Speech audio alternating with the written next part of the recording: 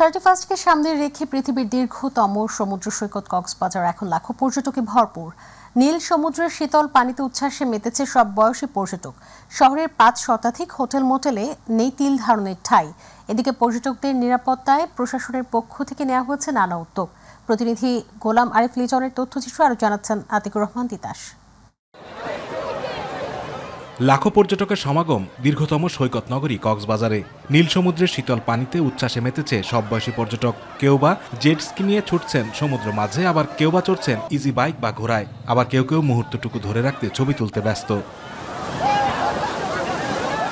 বড়দিন, শীত ও বছরের শেষ সব মিলিয়ে পর্যটকের ঢল এখন কক্সবাজারে। এবার একটু জনসংখ্যা টুরিস্ট একটু বেশি মনে হচ্ছে, তারপরে আনন্দ লাগছে অনেক। ভাবি নাই যে এমন সুন্দর একটা দৃশ্য দেখতে পাবো, এতটা এনজয় করতে পারবো।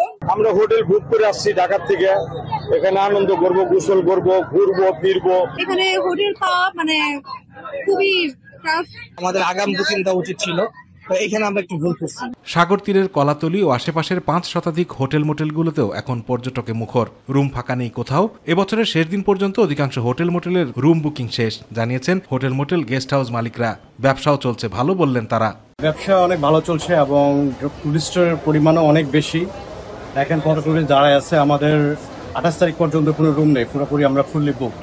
31 সহ আমাদের শুক্র শনিবার সহ উইকডেজ যেগুলো আছে এগুলো তো আমাদের সকল রুম অলরেডি বুকড হয়ে আছে। শহরের যানজট নিয়ন্ত্রণ, শান্তি শৃঙ্খলা রক্ষা ও পর্যটকদের নিরাপত্তা দিতে জেলা পুলিশের পাশাপাশি দায়িত্ব পালন করছে টুরিস্ট পুলিশও। বিভিন্ন স্পটে আমরা আমাদের এই যে পোশাকধারী পুলিশের পাশাপাশি সিভিলও আমরা পুলিশ রেখেছি, যাতে কোনো ধরনের টুরিস্টদের নিরাপত্তার কোনো বিঘ্ন না ঘটে। এদিকে পর্যটকদের নিরাপত্তা জোরদার এবং সেবা নিশ্চিতে মাঠে কাজ করছে জেলা প্রশাসনের নির্বাহী ম্যাজিস্ট্রেটের নেতৃত্বে একাধিক মোবাইল টিম। আতিকুর রহমান তিতাস, মাই টিভি।